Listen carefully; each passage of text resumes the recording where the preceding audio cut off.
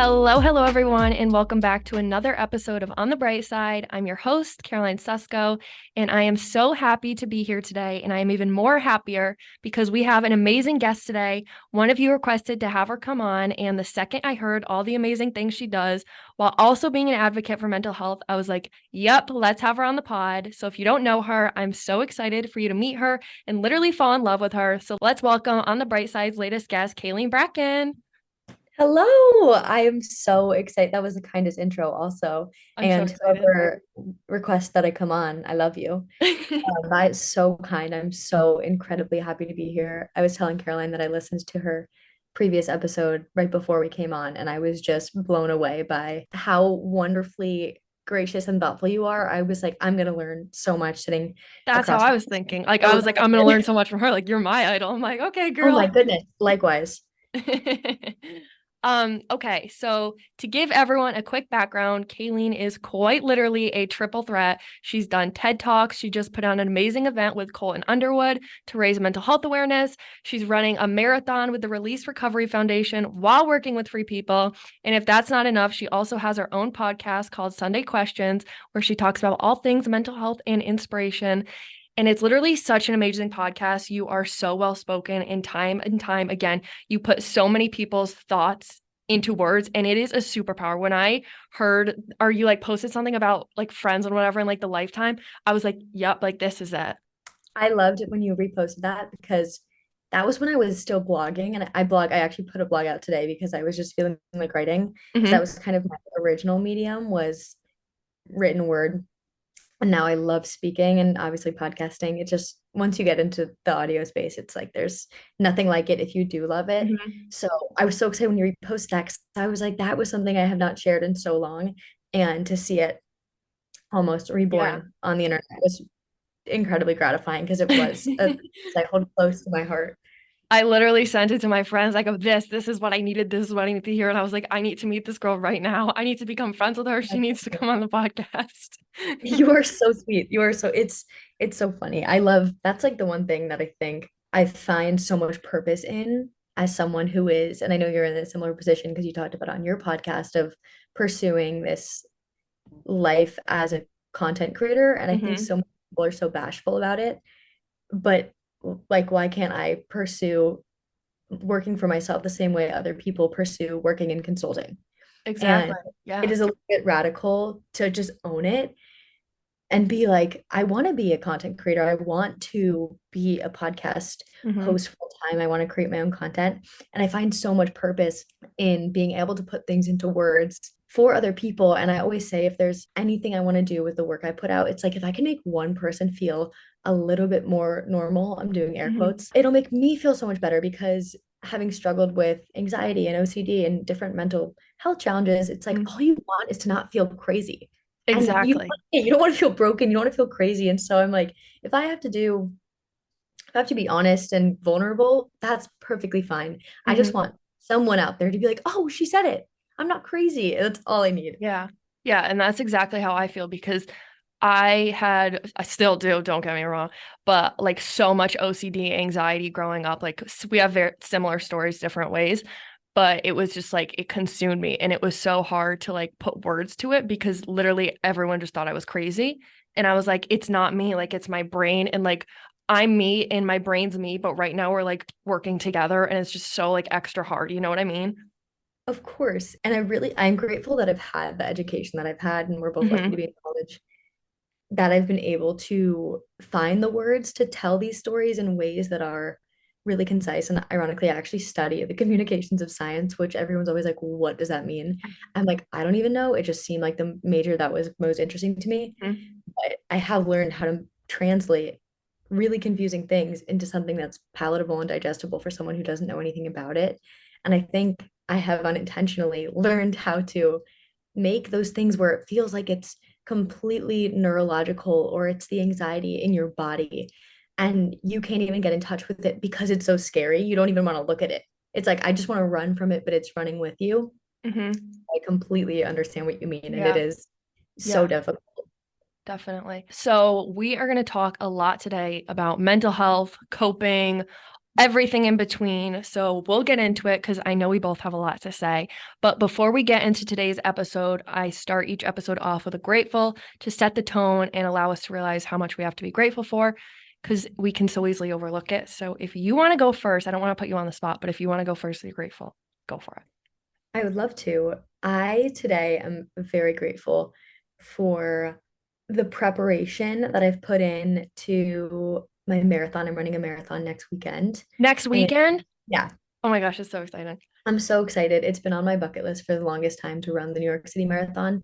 And I just feel so much purpose running it, as you mentioned, with Release Recovery Foundation and FP Movement, but specifically Release Recovery. I've been Mhm. sober for over 2 years, and so many of my closest family members have gotten sober over the past 2 years. And it's been so amazing to just watch my life and their lives change in ways that are both intertwined and completely separate, but all things beautiful.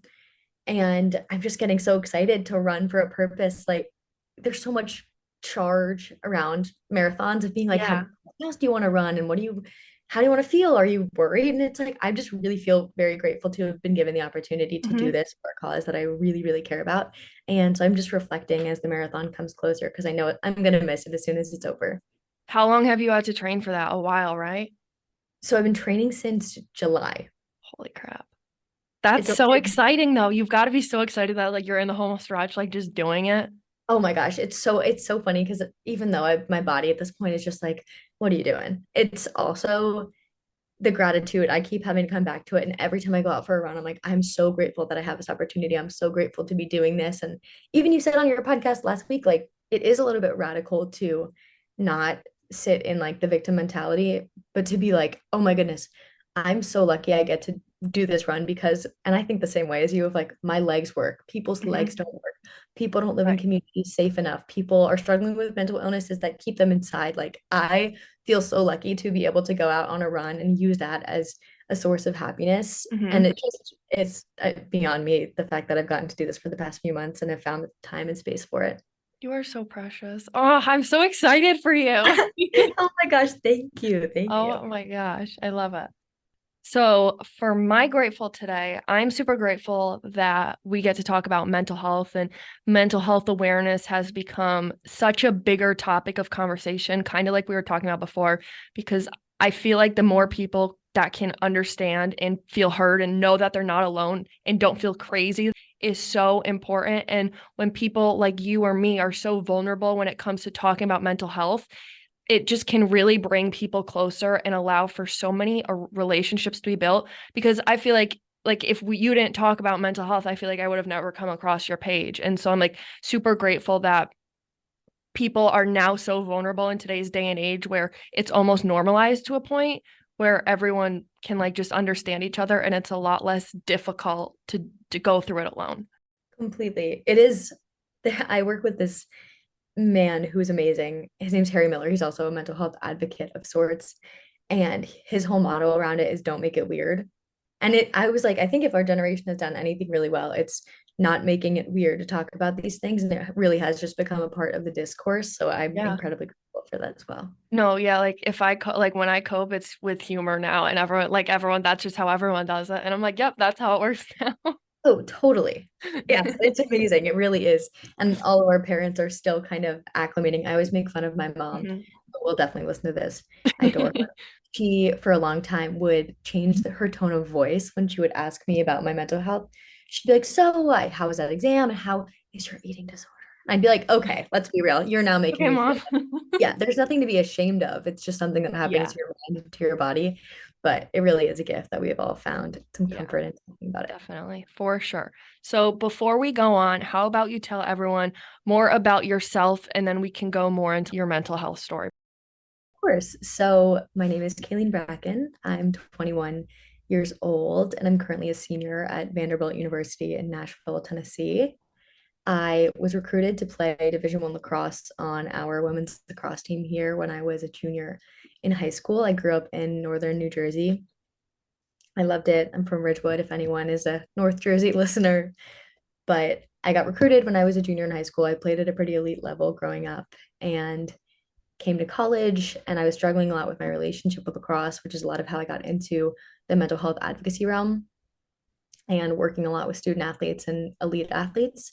I am not playing lacrosse anymore. I was like, Right. what am I going to say? I'm not playing lacrosse anymore because, which is really special, I've been lucky enough to make a little career out of mental health advocacy, which I could not be more grateful for. I also felt like I just had kind of lost steam for the sport, which is totally okay and natural when you've played at such a high level for so long. Hmm. So now working basically full time as a mental health advocate, Hmm. creator of sorts.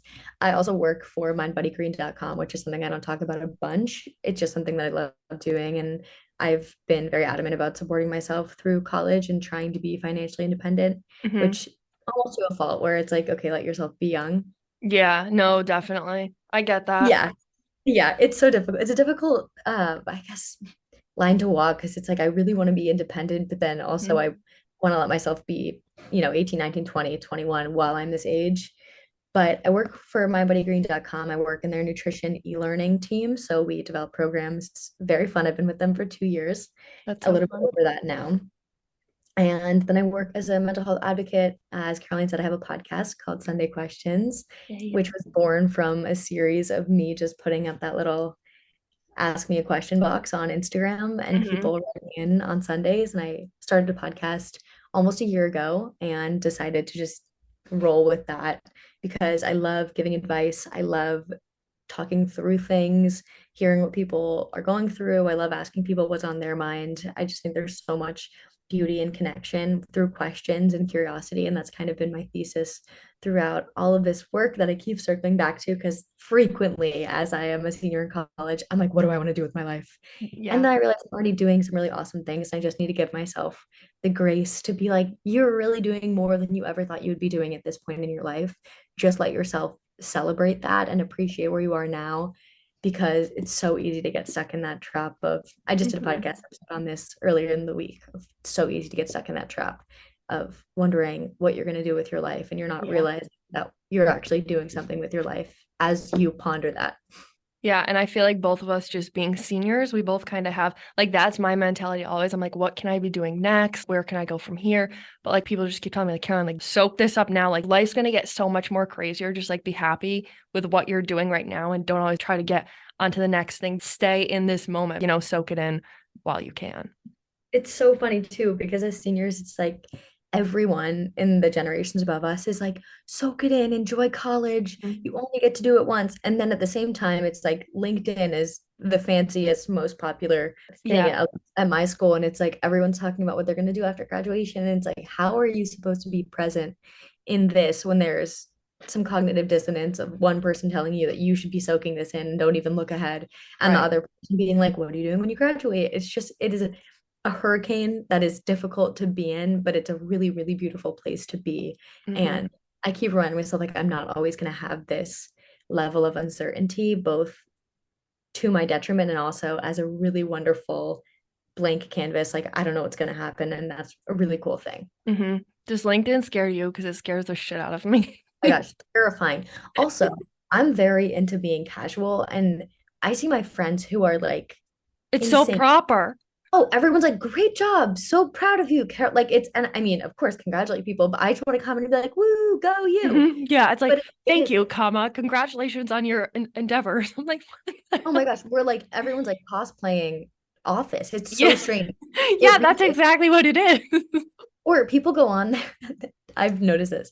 People go on and they're like, hi, just wanted to let everyone know that I completed a steak making masterclass Hmm. and they add it to like their skills. I'm like, what's going, this is crazy. Literally. And And then then I they feel think like like, I'm behind. And then because I see yeah, everyone's like, they're like, exactly. I got an A this semester. I'm like, oh, goody. Like, I'm so proud of you. But like, it's just like, it can be so easy to compare everyone's step at the same time. And obviously, like, everyone's at a different chapter in their life. But like, just looking at that and people like right now being like, I just accepted a full-time job. I'm like, oh, like, congratulations. I'm so happy for you. But that scares me. Yeah. And it's so natural too. For me, it's like when I think about, and for you too, like you're doing these amazing things. And I just heard on your podcast that you got your first paid partnership. It's like, it is so easy for us to look at someone who has a predictable plan and be like, wow, that's amazing. But when I really pull it apart, I realize I don't want the kind of predictability that comes along with an investment banking job or a full-time Right. offer that keeps you in the office from 9 to 5, which is amazing for some people. But then I realize people are looking at young women like us and saying, "Oh, I wish I had a podcast. I wish I was Hmm. confident enough to post on TikTok and Instagram, and I wish that was something I wanted to pursue." Or maybe they want to pursue it and they're too afraid to. And so it goes both ways, but it's Yeah. easier when you have the less predictable path to be like, oh, it would just be so easy to go into marketing or go into PR or influencer or whatever. So it's a brave thing, and I commend both of us because it's not easy, despite what people will. Uh-huh. I remember Influence. because like I was just getting used to LinkedIn. Sorry, I'm getting off track already. But everyone was like, you need to post on LinkedIn. So when I made my podcast over a year ago, I like posted about it and it was dead. So I was like, all right, so this isn't the place for this. It was dead. It's so funny. Yeah, people, I mean, for some people, LinkedIn is like their holy grail. For me, I'm like people bob TikTok, Instagram, which is, Yeah. you know what? I'm just gonna let myself love it, love the No, way that that's I our do. thing. That is our thing. I'm on TikTok 24/7. And if not, I'm on Instagram or recording a podcast. Like that's Yep. me through and through. And if that's what makes you happy, then that's what we roll with. And that's Exactly. We're rolling with it. exactly, exactly. All right, so let me try to get back on track. You're gonna understand super quickly that I just get into conversation so quickly and I'll just get sidetracked, but I will try my best. That is so my MO also. So don't worry. Perfect.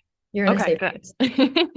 All right. So from listening to your podcast and from watching your running interview with Kate, I learned how much of an advocate you are for mental health and how similar our stories are. So do you want to tell everyone a bit about your mental health journey and what it has looked like up to this point? Of course. So I actually began dealing with, and it's so funny because I've actually never identified with, everyone's like, oh, that's the girl who writes about mental health, which I love because I'm it's Hmm. so passionate about it. But it's so funny because I've never really identified with being someone who has had mental health challenges, even though I absolutely have. Like Hmm. I'm on a prescription antidepressant. It's certainly something I have worked with, Hmm. and a huge part of who I am. But when I was 11 years old, I developed an eating disorder that was basically my first ever example of mental health or mental health challenges. And I remember looking back now, so I still have OCD and I try not to identify with it closely, but I also have to give myself the grace of being like, it's a mental health ailment and it's okay if you want to Hmm. name it. And it doesn't mean you're making it who you are. But looking back, I see how much fear and compulsion was a factor in that eating disorder when I was so young. I remember just being like so focused on routines, and I was convinced that if Hmm. my dad didn't come into my room every night and do the exact same thing and like say the same The prayer with same words. Yeah, yeah, yeah, yeah. me and then close the door to the same The distance that same something beat and all that. Because some people, I'm sorry to interrupt, but some people like just like I love when people talk about this who like not like I love that you have OCD, obviously. But like no, I'm just I love that we can relate because that was the same thing for me. If I didn't get like my fixation was on sleeping. So if I didn't get out 9 hours and 20 minutes exact, I would make myself throw up. And like it was like there was another like if one stops and like when I got over that, it would be like I need to check every radiator in the house, so a radiator, whatever the word is. So like no fire start or something. And I did like other ones with my dad. I was like, my dad has to say this to me before I leave, and my mom has to say this. But like it's so refreshing for someone to actually understand what OCD is and not just think it's like three pencils in a row. don't even get me started. Hmm. I am so passionate about OCD. I've done so much research in my major because we get to basically study any science we want to. I've studied so much about OCD and it is so wildly misunderstood. And I've just had to bite my tongue every time I hear someone be like, I'm so OCD. I'm Yeah, it's so like smile and nod. right. It's like, okay, they mean that. I know what they mean. Hmm. Culturally, I'm so OCD doesn't mean I have obsessive compulsive disorder. And as someone who has obsessive compulsive disorder, it is difficult to not feel misunderstood when people say that, even if they don't know that you struggle with it. Hmm. And I think the distinction that I always make is if anyone's listening to this and you happen to be someone who says, "Oh my gosh, I'm so OCD," you're not a bad person for saying that, but Yeah, please totally. understand that if you have OCD, you don't enjoy doing the things that your mind tells you to do. So Hmm. I enjoy cleaning my room. I love cleaning my room. I love having a clean room, but I don't say, "Oh my God, I'm so OCD. My room needs to be clean," because OCD is one of the most top 6 debilitating diseases, like on the same list as cancer. And people don't understand that when it's like OCD is literally like a toddler. It's like constantly tugging at your shirt when it can't have, like you said, it like changes subjects, it changes ways because when it doesn't get the attention it wants from one fear, it comes up with a new fear to be like, now will you pay attention to me? Mm-hmm. And it really is like something that I didn't know I had OCD for the first 7 months that I had it. When I got the diagnosis, I was so relieved because I was like, I thought I was going insane. And you lose so much trust with yourself. And when Mm-hmm. you're someone like you or I, and you've done so much work to reflect on who you are as a person and who you want to become, it becomes really confusing and distressing to feel like you don't know yourself as well as you thought you did. Right. Definitely. Even just like once you get it, it's so hard to break that pattern over and over. Like you have to go through so much exposure therapy to even start getting on that track because it's like you have to like untrain your brain to then get it back on track to a normal route. I think about it all the time. Every time I have any thought that is like OCD related, I'm like, don't entertain it because you're going to create a new neural pathway that is going to make you have this chain of thoughts every time you have that one thought that like Mm-hmm. sparks the fire. And it's so difficult, but I really do think, and it's difficult to find any sort of bright side to OCD, if you will, but I really do think it's made me a significantly more empathetic and considerate Mm-hmm. person because I think about everything that I say and everything I do in terms of what if everyone in the room had OCD and I was triggering their fears. And I try to be so cognizant of, I don't want to make anyone else feel misunderstood or anyone else feel crazy or like they're not safe here. So Mm-hmm. it has, in a way, made me a better person. But That's like I'm like I just like can't believe you said that because that's exactly how I think. Like if something like if I'm doing something and something's like weird in my head that someone does, I'm like, oh, like maybe it's just their intrusive thought. So like I just need to be a nice person because like if people ever knew what was going through my head when I had like these horrible OCD thoughts, like they would think I was crazy. It's just like almost pretending everyone has OCD. because I mean, the thing is, it's like, it sucks that for people with OCD, the seed that was planted then grew roots and you have these thoughts. Mhm. Everyone else has the same thoughts. It's just a matter of whether or not you attach to them and give them meaning. And so I'm like, everyone has the potential of being so terrified of a thought that they have that it just plants a Mhm. seed and grows roots. And it's like the scariest thing ever. And I think it is a matter of just having enough compassion to say, everyone's brain is a little bit weird. Mhm. And I just make space for people to do their own thing. It's the let them thing too. It's like it's not in my control. I just want to let everyone, as long as they're not Mhm. hurting anyone, kind of do their thing. Exactly. Yeah. All right. I'll let you keep going with your story. I just like this. I never talk about this because no one ever talks about it. So I was like, oh my gosh. I love it. I have been waiting to find someone to talk about OCD with because everyone thinks that I want to organize my pens. And they're like, I'm "Oh, like, you have OCD, your car is so messy." I'm like, I'm not afraid of my car being messy. yeah.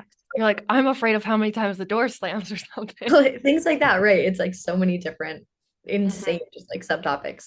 So looking back and realize that there was some kind of like obsessive compulsive behavior when I was 11, but I also was a competitive cheerleader at the time, which is a very toxic environment body wise.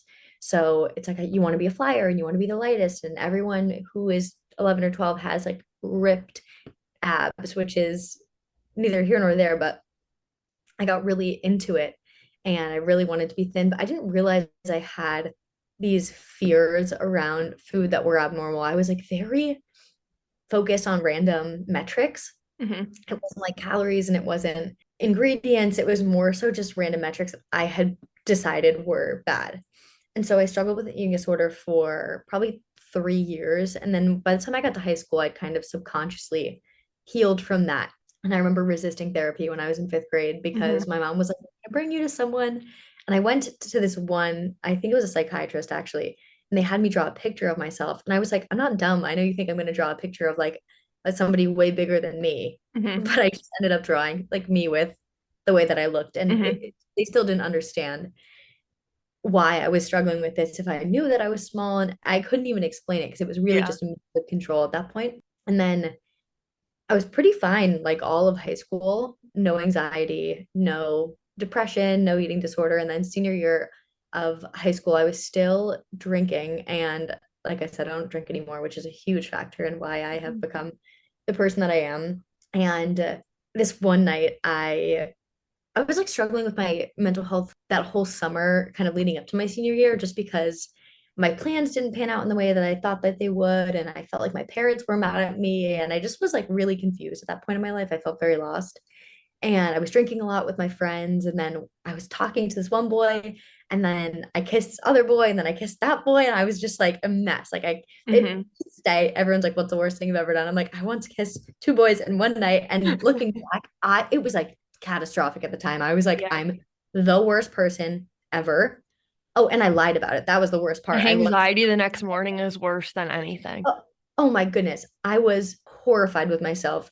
And like to the point where I could not look at myself in the mirror.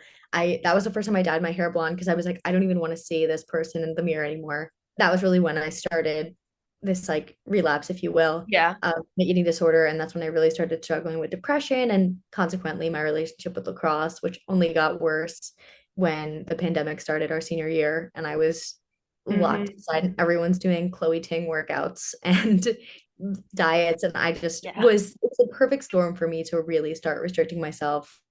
And it definitely played out. My internal environment played out in my external environment. I was in a relationship at the time and that kind of went awry because I just didn't have the energy for anyone else. And it was just a really difficult period. I remember seeing the concern in people's eyes like every time I talked to someone, whether it was a family member or a friend or a coach. And I went to college, still struggling with my mental health. Mm-hmm. And it wasn't until the end of my freshman year of college when I had this sort of revelation about suffering. And it sounds so cliche to be like, I read a self-help book, but I was reading The Power of Now. Mm-hmm. Remember Eckhart Tolle talked about it was like the third page, and he talks about how he had this enlightening moment where he realizes he's like, I can't live with myself anymore. And then he's like, wait, I'm living with myself. Like there's two people up here. And it just hit me that I had been letting my thoughts kind of run the show for so long, and I wasn't even vetting any of the beliefs that I had taken on. Mm-hmm. So I started getting really into self-help that summer and writing and sharing my mental health story. And ever since then, I have been, I would say, like really mentally healthy and have a great perspective on life. I love, you talked about this in your last episode, I keep referencing it, but the idea of suffering being when you, as long as you resist reality, you're going to suffer. And ever since then, I've kind of just taken an acceptance approach to life and accepting things as they come. And I realize anytime I am suffering, it's because I'm resisting something. So that's been the key to, I think, kind of healing in a lot of ways. I have had just like random bouts of anxiety. Mm-hmm. I've had four concussions, which is so brutal from Holy. lacrosse. And my last concussion kind of sparked OCD, which is crazy, but it makes sense because it really messes with your sense of Mm-hmm. cognitive stability and all of those things. So now I am medicated. I've been on Zoloft for a little bit over a year and it has absolutely changed my life. I Yep. could not be Same. more. Sisters for that. Yep, love it. And it's I mean I don't haphazardly recommend SSRIs because Yeah, yeah, obviously guys, we're yeah, they're different for everyone. you can still be But our sisters, don't worry. yeah, you can still be our sisters. But it definitely is valuable for me to be like, okay, this has been so helpful. And when people ask me about it, I like love to be open about sharing how it worked and just the kind of Mm-hmm. timeline of feeling very like numb and then feeling finally like myself again. And it's just been a really, really amazing, beautiful experience. And I feel like I've grown so much as a result of it. But yeah, it's pretty much the whole thing. Yeah, I feel like so many of these things are so similar, and it's just like, again, refreshing to be like, oh, someone else understands this, you know? Completely. Okay, if you couldn't tell 30 minutes in by now that Cailin and I have a lot to say and a lot to talk about when it comes to mental health and are just talking machines, I'm telling you now. So, because we have so much to say and are so passionate about this topic, the rest of this episode will be coming out next Wednesday just so you guys can really take it all in and listen to it all, because this is an amazing episode. And if you guys take away one thing from any of these podcasts, I hope it's this one, because Cailin is so knowledgeable and has so many amazing, wonderful things to say. So stay tuned for part 2 of this episode. I don't mean to cut it off. I just think you guys will get so much more out of it if it's cut into 2. So stay tuned for that. And I will have Cailin's socials in the description below. And in the meantime, before we have part 2 come out, make sure to go listen to Cailin's amazing podcast, Sunday Questions, and go listen to all the wonderful things she has to say. All right, part 2 will be here before you know it. But in the meantime, I love you guys. And remember to stay looking on the bright side, and I promise it'll serve you really well. Love you guys. Bye.